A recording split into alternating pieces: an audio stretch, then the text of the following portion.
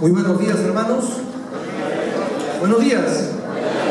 Que Dios le bendiga en esta hermosa mañana.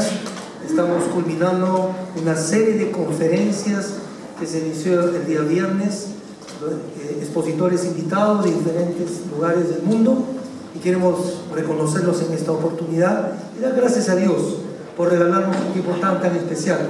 Lo que hemos participado desde el día viernes, realmente hemos sido animados, desafiados, pero también edificados. ¿No es así, hermanos? Muy bien. En esta oportunidad, como reitero, es el Consejo Directivo Regional junto con el Consejo Directivo Nacional que hace este esfuerzo para bien y la edificación de la iglesia. Por eso queremos una vez más saludar a las delegaciones de la zona sur. Tenemos entonces la grata visita de Cusco. ¿Está por acá Cusco? A ver, ahí está su pastor, alguno más de Cusco, pónganse en pie. Muy bien, gracias. Quillabamba, está por acá Quillabamba, atrás su pastor y su esposa, bienvenidos. ¿Hay alguien de Puerto Maldonado que ha llegado? ¿No puede llegar? No hay problema. Abancay, ahí está el pastor de Abancay presente. Tenemos también de Puno, ¿hay alguien de Puno acá? Puno y Huancoyusco, ahí está, bienvenidos.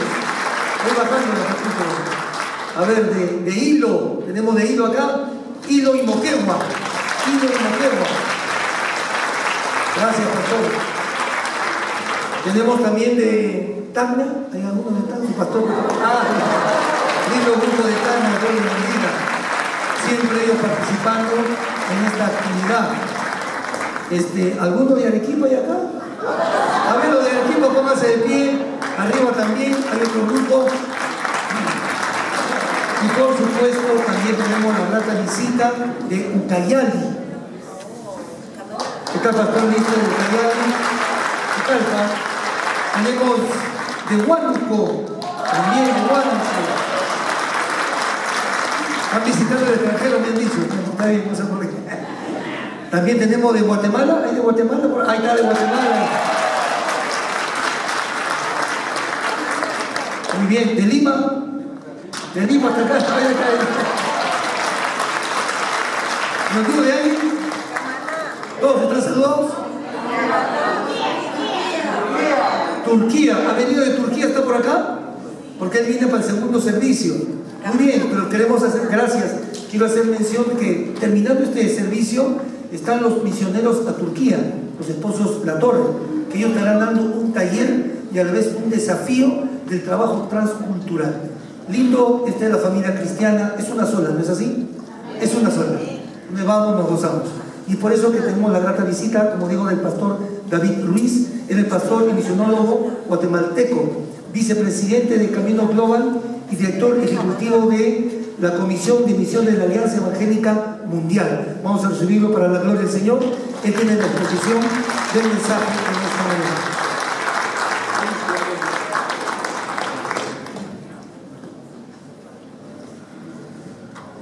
Muy buenos días a todos. Es un privilegio muy especial para mí haber estado conociendo por primera vez Arequipa. No tenía idea que era un lugar tan bello, tan lleno de historia y sobre todo una ciudad tan romántica. Creo que me quedo en deuda, no voy a contar a los arequipeños.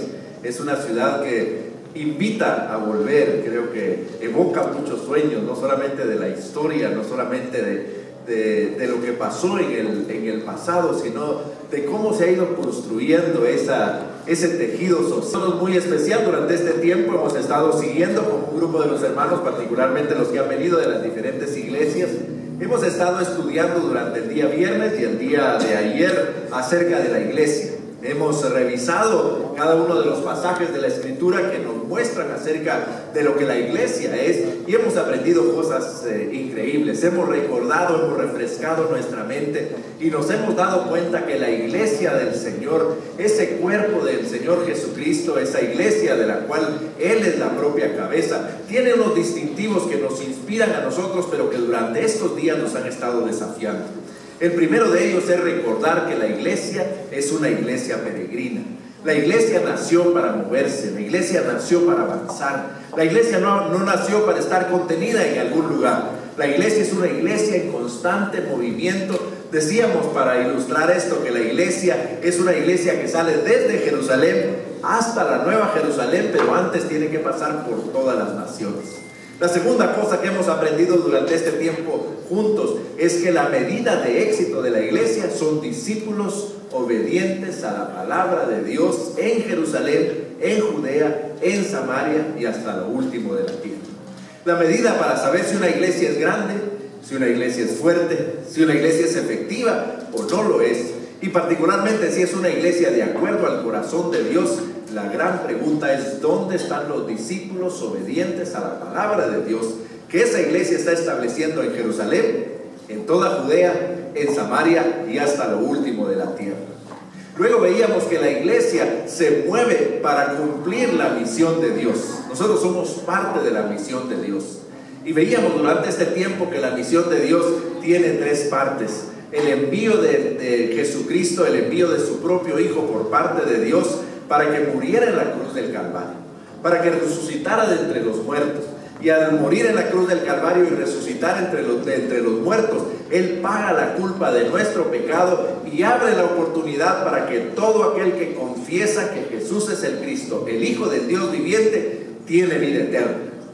Pero la misión no termina ahí, sino continúa cuando el Hijo envía a la iglesia para que la iglesia lleve el anuncio a todas las naciones. Ahí es donde nosotros vemos la misión de Dios, cuando luego en el tercer paso el Padre y el Hijo envían el Espíritu Santo para que el Espíritu Santo dé poder a la iglesia para que la iglesia cumpla esa tarea. Eso es la iglesia. Y cada uno de nosotros que somos parte de la iglesia debemos hacernos esas preguntas claves. La primera y más importante es si soy un discípulo de Jesucristo. Y un discípulo de Jesucristo no depende tanto de cuánto nosotros sabemos, de cuánto conocemos, de cuántos libros hemos leído o cuántas veces nosotros hemos asistido a un curso, a un seminario. La pregunta que nosotros nos hacemos cuando preguntamos acerca de si somos discípulos de Jesucristo es preguntarnos si nosotros en verdad estamos representando esas tres características que tiene el discípulo. Y para ustedes que están por primera vez con nosotros en este seminario, quiero mostrarles cómo mis estudiantes han aprendido esto. Así que ellos van a repetir cuáles son las tres características del discípulo. La primera característica, hermanos, perdón, se les olvidó. La primera característica es un discípulo es aquel que es lo que el Señor quiere que sea. La segunda característica, un discípulo es aquel que un discípulo es aquel que hace lo que el Señor quiere que haga. Y la tercera característica, un discípulo es aquel que va donde el Señor lo envía. Así que la primera pregunta que debemos hacernos es si somos lo que el Señor quiere que seamos, si hacemos lo que el Señor quiere que hagamos y si estamos dispuestos a ir a donde el Señor nos envía. Y esto no es solamente para los que trabajan en la iglesia, es para todos nosotros. Entonces la segunda pregunta que debemos de hacernos es: ¿a quién estoy discipulando? ¿Quiénes son mis discípulos?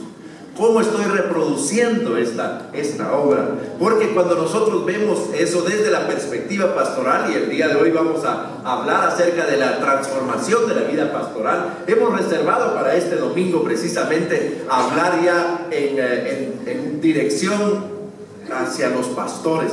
Vamos a ver, y hemos estado siguiendo este libro que es La Transformación de la Iglesia, que es un libro que nos guía a nosotros a través de este proceso de transformar la iglesia a lo que el Señor Jesucristo tenía en su mente cuando la presentó. Como dice en este libro, es un llamado a retornar a la esencia genética de la iglesia. Los últimos 2 capítulos de este libro están enfocados en los pastores, porque como hemos dicho, el pastor es la clave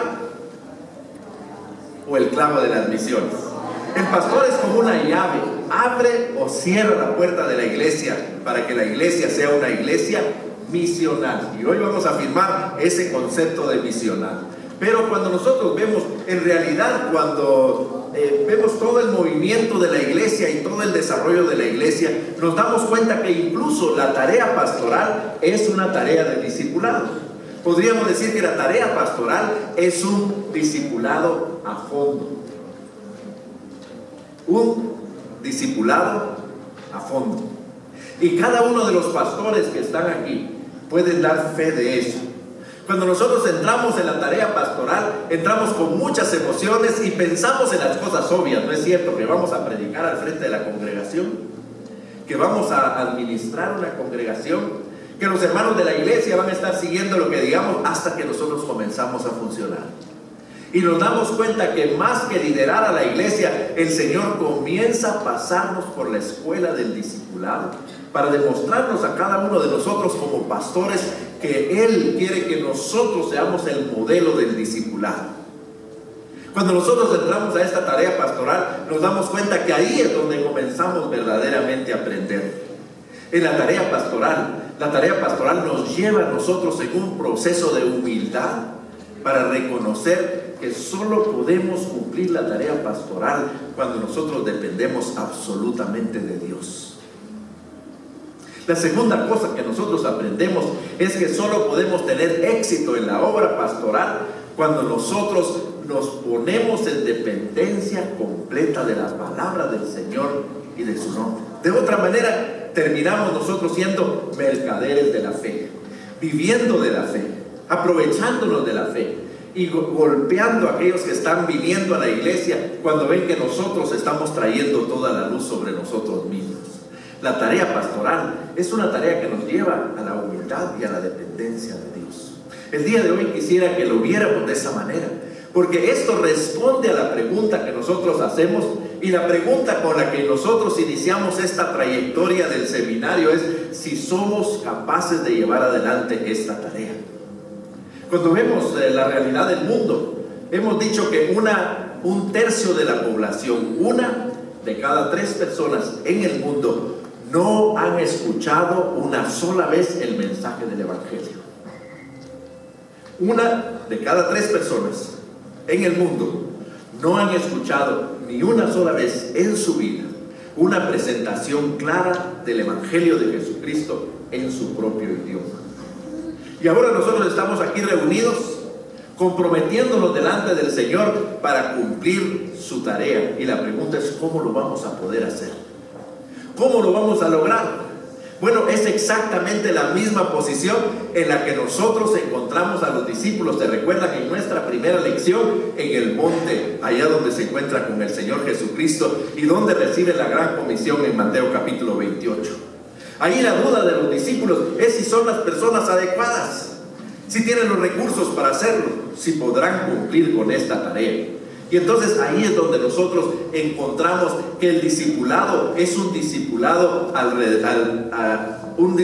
estilo de Jesús. Que la única manera en la que nosotros podemos alcanzar el mundo es cuando nosotros multiplicamos las iglesias, pero a través del discipulado. Mira el ejemplo que Jesucristo nos dio.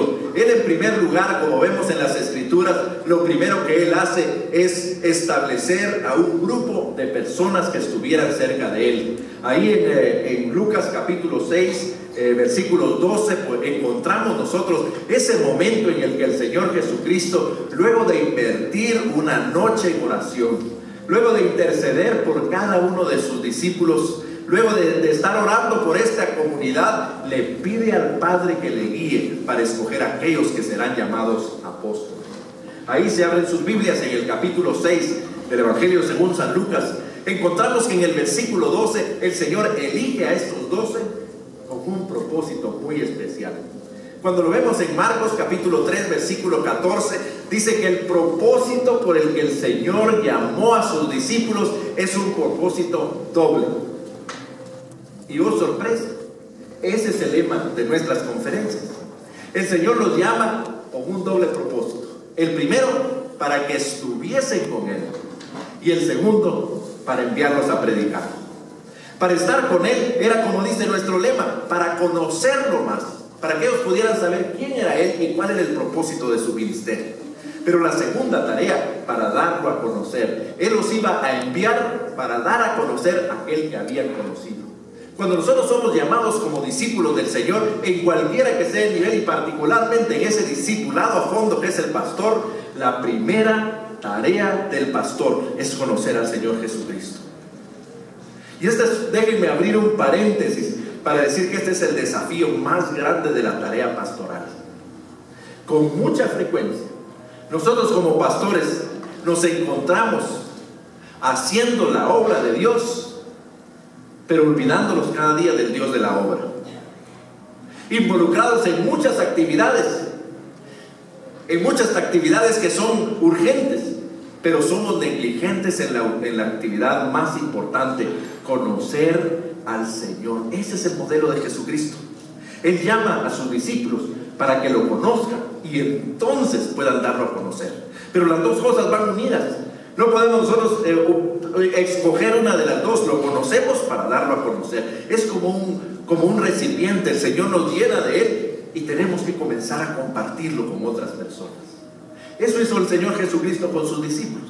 Los llama, ellos lo conocen y entonces los envía. Y ahí vemos nosotros que el Señor, luego de apartarse de ellos, de volver otra vez al cielo, los discípulos comienzan esta jornada que nosotros vemos particularmente en el libro de los Hechos, donde ellos comenzaron a reproducir lo que el Señor les había enseñado. El Señor les modeló el discipulado y lo que ellos hacen es, tuvieron discípulos. Cada uno de ellos, como los vemos, siempre salieron acompañados de alguien más. Vemos cómo comienzan a desarrollar la segunda generación, podríamos decir, de discípulos del Señor Jesucristo. 12 que fueron llamados apóstoles, y a partir de ahí ellos comienzan a compartir esa comisión. En el tiempo, como vemos más adelante en el libro de los Hechos, cuando ya se comenzaron a establecer las iglesias dentro de los diferentes lugares, entonces cada uno de ellos comenzaron los discípulos, así como los discípulos de los discípulos, comenzaron a establecer a establecer ancianos en cada una de estas ciudades. Estos ancianos fueron los responsables de liderar la iglesia, de liderar el trabajo de la iglesia. Lo vemos, por ejemplo, en el capítulo 14 del libro de los Hechos. Uno de estos apóstoles, el que se llamó a sí mismo el apóstol que fue llamado como un abortivo, el apóstol Pablo, cuando él sale en su primer viaje misionero, en el regreso del viaje misionero, lo primero que hace es, luego de animar a la iglesia, es ordenar ancianos. Y el propósito era que estos ancianos tomaran la responsabilidad de seguir multiplicando la iglesia. Así que esto es lo que hicieron los ancianos. Ellos tuvieron discípulos y también de estos discípulos ordenaron a otros ancianos. Y a través del tiempo vemos nosotros cómo la iglesia continúa este proceso de multiplicarse en discípulos, establecer ancianos, y así la iglesia se esparce por todo el mundo. Cuando vemos esto parece un proceso simple, pero fue un proceso muy efectivo.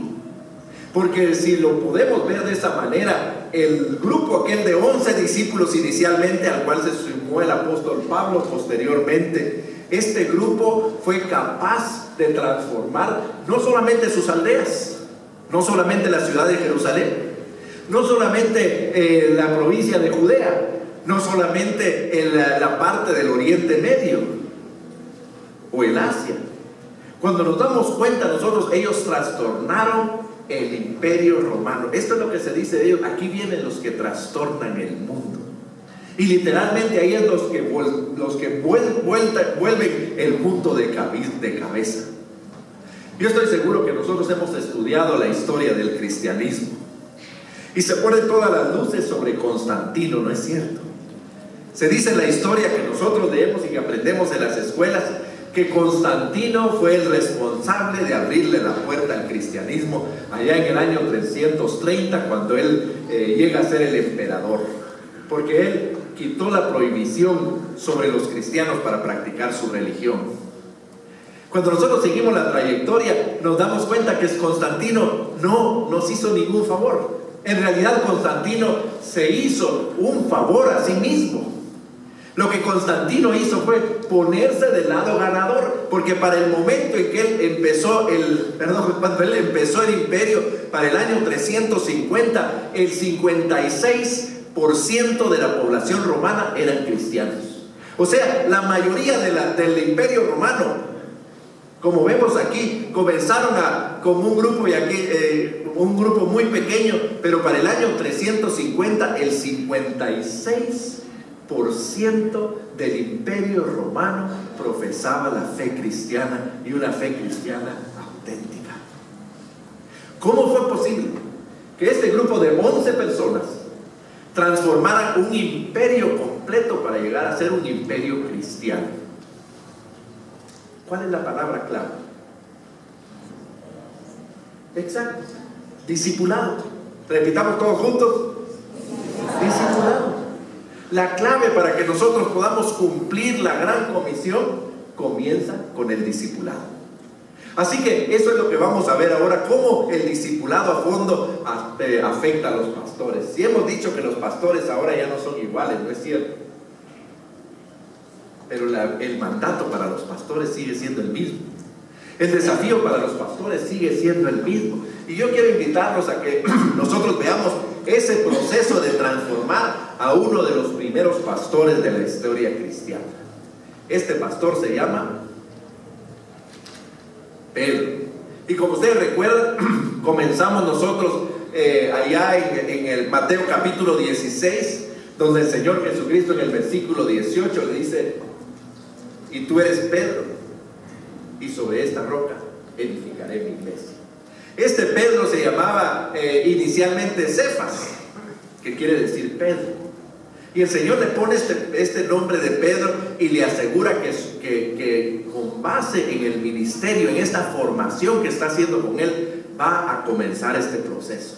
Así que lo que nosotros vemos aquí es la lucha de Simón por llegar a ser Pedro.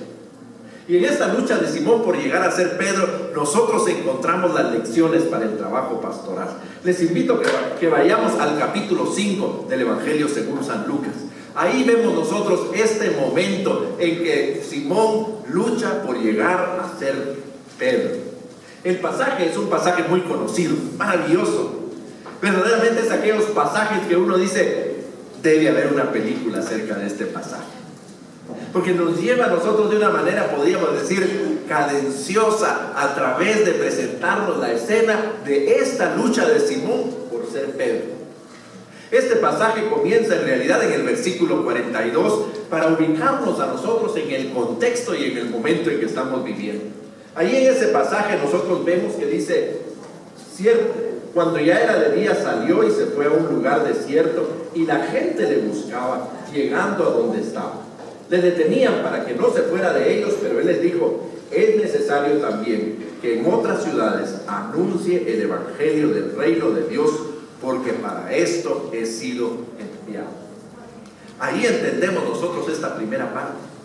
Ahí en el versículo 43 encontramos nosotros que el propósito del Señor Jesucristo fue detenerse solamente el tiempo necesario en cada lugar para asegurar que ellos escuchaban el mensaje del reino y moverse para el siguiente lugar. ¿Por qué se nos ha olvidado a nosotros? ¿Dónde nos confundimos nosotros? ¿Por qué creemos nosotros que cuando la iglesia comienza a crecer es una señal de que el Señor nos está bendiciendo y nos tenemos que quedar aquí? Falso. Cuando la iglesia comienza a crecer y el Señor comienza a bendecir, hay que moverse. Es tiempo de pasar al siguiente lugar. Aquí le dijeron: Señor, pero mira, hay tantas bendiciones, estás sanando a tantas personas, mira, se amontonan alrededor tuyo. Y el Señor les dice: es hora de moverse entonces, porque otras ciudades tienen que conocer. Eso es lo que la iglesia debe de conocer. En realidad nosotros, pastores, tenemos que cambiar esa mentalidad de creer que lo más importante de la iglesia sucede cuando estamos reunidos. Pero lo más importante de la iglesia sucede cuando se apagan las luces del templo. Cuando cada uno de los miembros, inflamados por la pasión del mensaje bíblico, desafiados por el ejemplo del pastor y el liderazgo, salen a cada uno de sus lugares a proclamar el evangelio de Jesucristo. Esa, mis amados hermanos, es la iglesia del Señor Jesucristo. Ese es el momento donde el Señor comienza a sonreír y dice: ese es mi cuerpo.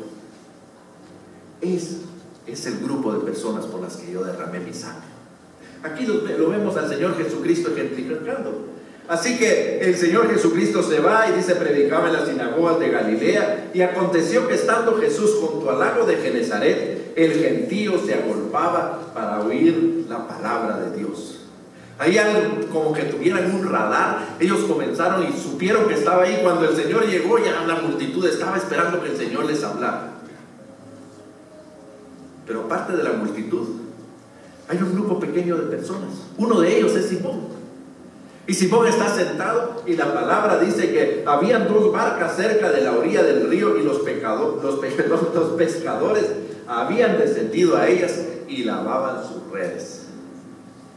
Bueno, lavar las redes es parte del trabajo pastoral. Del trabajo. Es parte del trabajo del pescador. Pero se vuelve un trabajo muy difícil cuando no se ha pescado. Así que ahí estaba Simón limpiando las redes de guijarros, de moluscos muertos, de basura, quitándole todas estas cosas, y comienza a incomodarse porque ahí muy cerca de él comienza a reunirse la gente. Simón no tiene ningún interés de hablar con nadie. La verdad, ha pasado una noche, como dice aquí, pasaron una noche pescando y no pescaron más que basura. Así que ahí está el incómodo, y como todos conocemos, su carácter no era el mejor para estos casos. Así que sin duda comenzó a aflorar, y en medio de él estaba arrancando cada una de las cosas cuando de pronto él ve unos pies que están parados al lado suyo. Los ve así y trata de ignorarlos, pero se da cuenta que siguen ahí detenidos. Él no levanta la vista porque no está interesado en hablar con ninguno de ellos, y entonces comienza esta escuela para el apóstol, porque se da cuenta que esos pies comienzan a moverse. Inicialmente él siente una tranquilidad porque los pies ya se comienzan a ir, hasta que se da cuenta que van en dirección a su barca. Cuando van a dirección a su barca, los levanta y se da cuenta que es precisamente el maestro, que va con paso firme para subirse a su barca. Simón se levanta y dice, ¿a dónde vas? Y entonces dice la palabra que el Señor subió en la barca que era de Simón, y le rogó que la apartase de tierra un poco, y sentándose comienza a enseñarle a la multitud. Ahí es donde comienza la primera lección de Simón para convertirse en Pedro.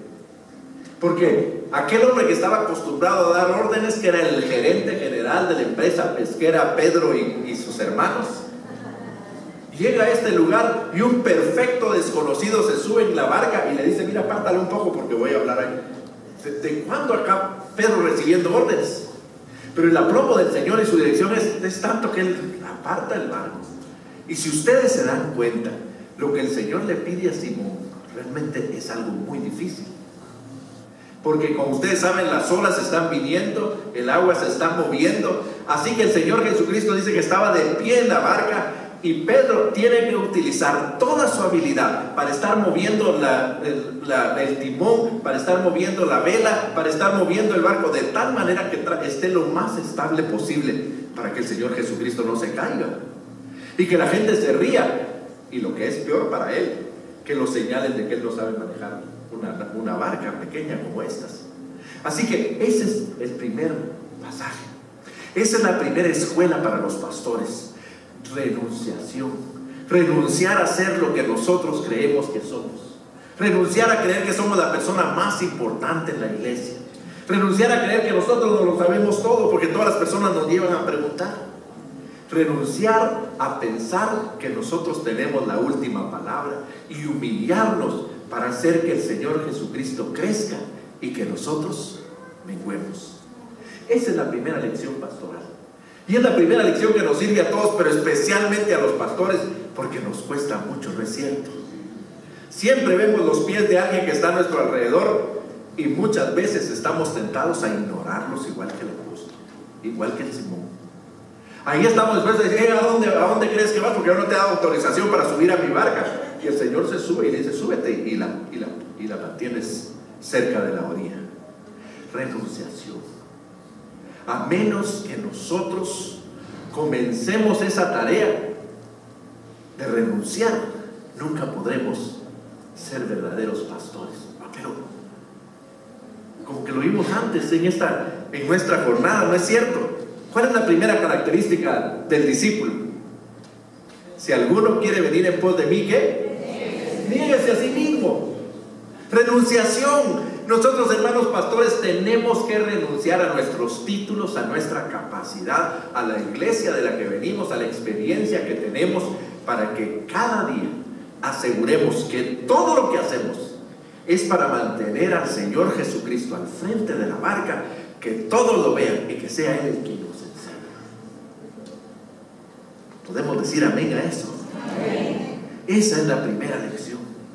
Pero entonces, finalmente el hombre que todavía Simón no logra entablar una conversación con él, termina de trabajar, y aquel maestro, que es completamente impredecible, hace una cosa completamente inesperada.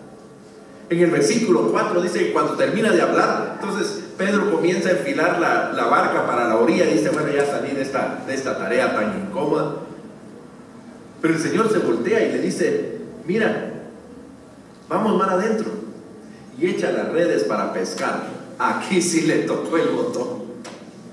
Como ustedes ven en el siguiente versículo, aquí sí salió a relucir Simón, porque le dice: Señor, ¿cómo se te ocurre? Aquí el pescador soy yo. Y déjame decirte que esta noche con mis hermanos estuvimos precisamente en ese lugar donde tú dices, pescando toda la noche y no pescamos nada.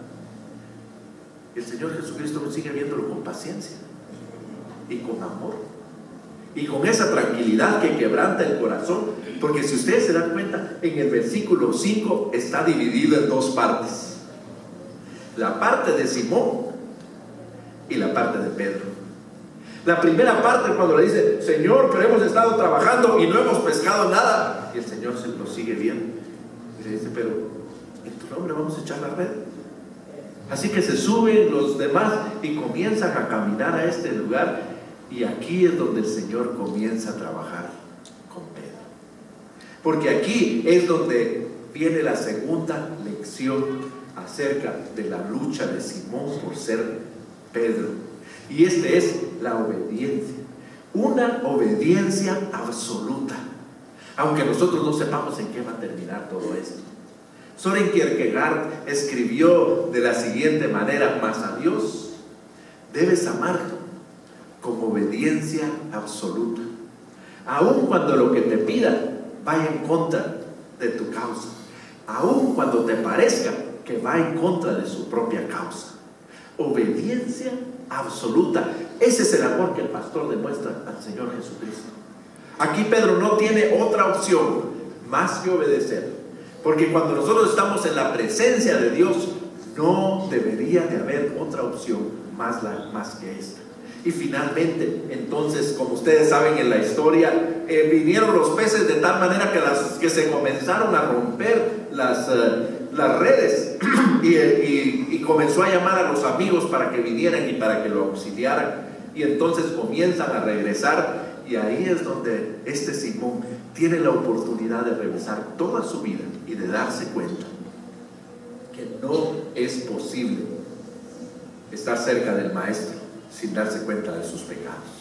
Y entonces dice al final que se le acerca al Señor, y viendo Pedro, cayó de rodillas delante del Señor y le dice: apártate de mí, Señor, que soy pecador.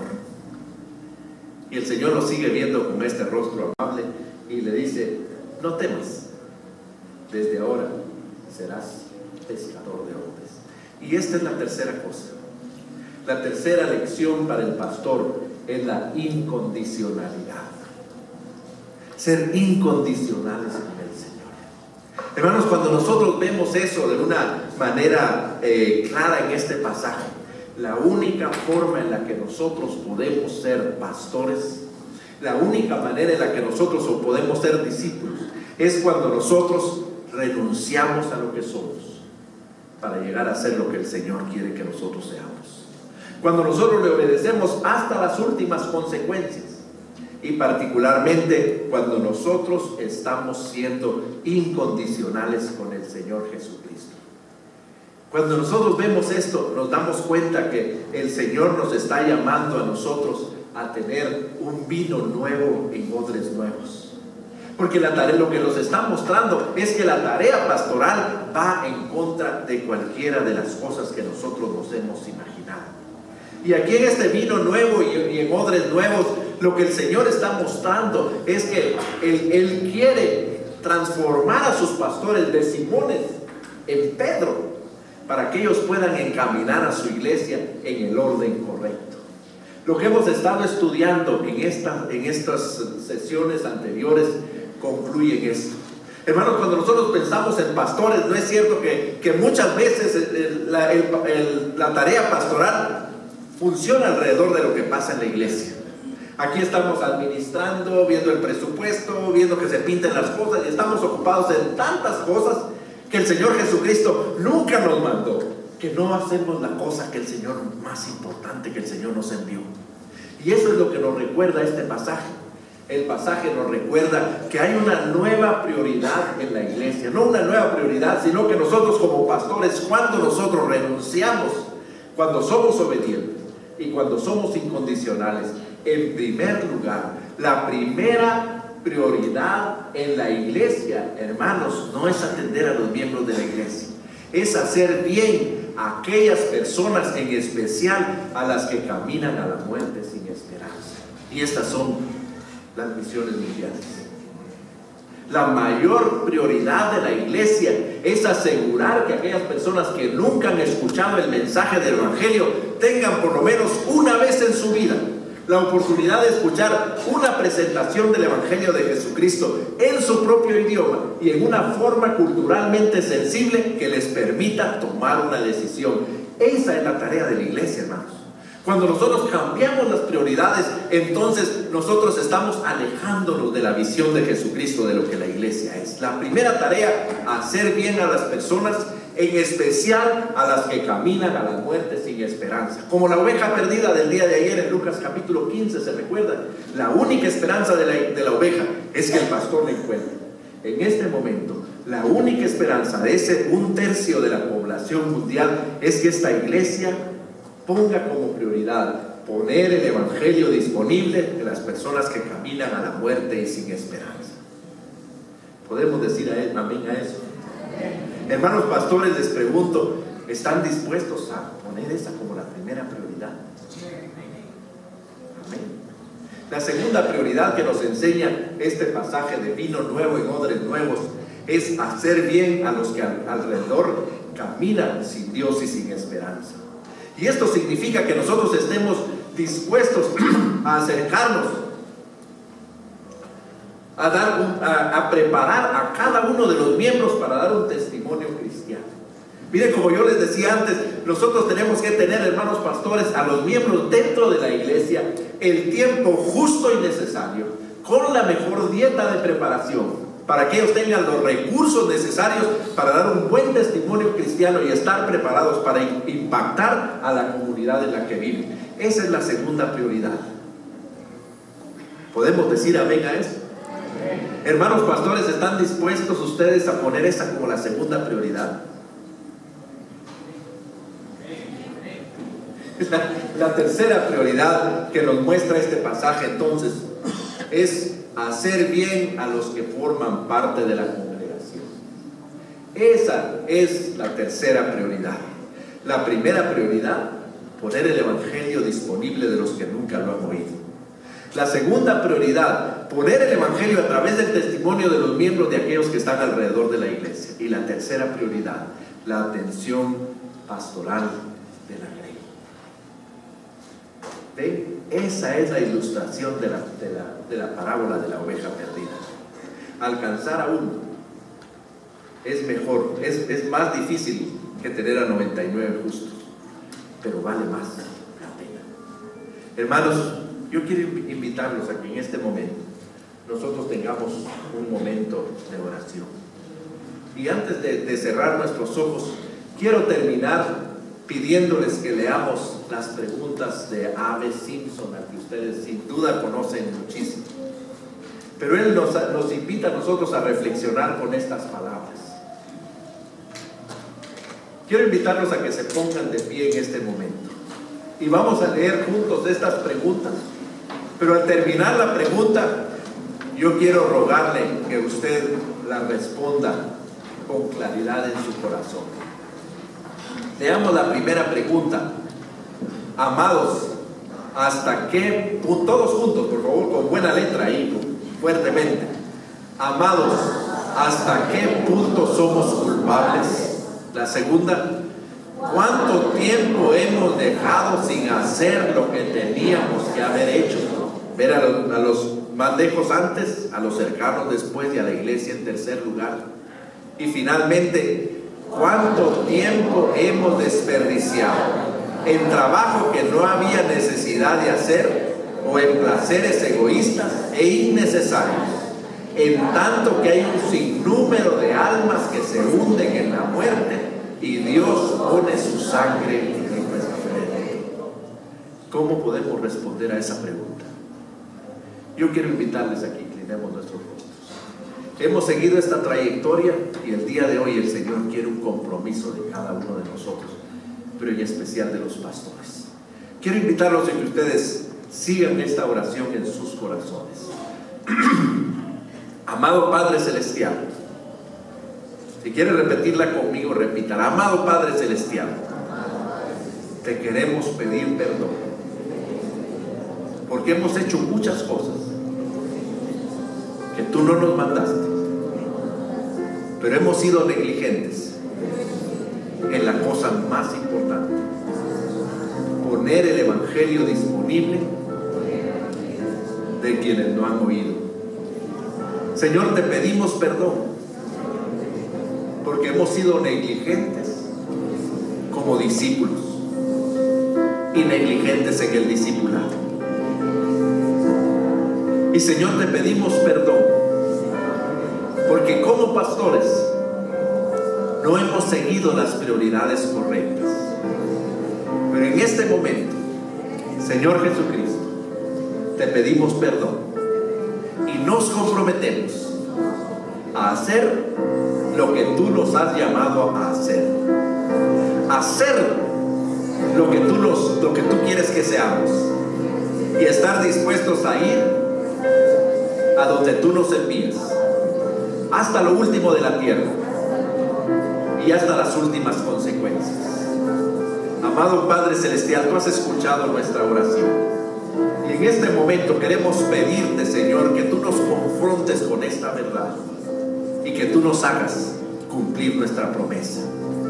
Yo quiero invitar a los pastores que están en este lugar para que pasen aquí al frente. Todos los pastores que están aquí, por favor, pasen al frente. Hermanos pastores, hemos seguido esta jornada juntos. Creo que al igual que como cuando nosotros señalamos a la congregación con alguna verdad bíblica, hay 3 dedos que nos señalan a nosotros. Esta es nuestra responsabilidad. Cada uno de nosotros lleva ahora en el saco pastoril o en nuestra alforja lo que hemos aprendido aquí. Hemos aprendido acerca de la tarea más importante de la iglesia. Hemos aprendido que la medida de la iglesia es el discipulado y que eso comienza con nosotros. Pero hoy hemos aprendido que nosotros somos el ejemplo de eso. Así que, hermanos pastores, yo quiero desafiarnos a que hagamos una oración juntos. Una oración en la que le pidamos al Señor que transforme nuestra vida y que a través de esa vida transformada transformemos nuestra iglesia y el mundo que el Señor nos ha permitido vivir. ¿Están dispuestos, hermanos, a que hagamos esta oración? Hermanos, yo quiero pedirles que por favor extiendan sus manos a los pastores. Ustedes no tienen idea de la gran responsabilidad que hay sobre los hombros del pastor cada día. Lo único que nos hace levantarnos cada día con ese gran peso es que nosotros comenzamos el día de rodillas. Así que quiero invitarlos a que extiendan sus manos y se comprometan a orar por estos pastores que están acá, por el gran compromiso que ellos tienen y porque el que ahora están asumiendo. Así que mientras nosotros oramos, usted ore para comprometerse, para ser parte de esto que los pastores están haciendo. Hermanos pastores, levantemos nuestra mano delante del Señor y digámosle: Señor Jesucristo, gracias por hallarme por fiel ponerme en el ministerio. Gracias por este regalo de estar constantemente cerca de tu presencia. Gracias por ponerme como maestro para enseñar tu palabra a mis hermanos. Pero en esta mañana yo asumo la responsabilidad de ser un ejemplo de discípulo para ellos, de mover el discipulado con todas mis fuerzas,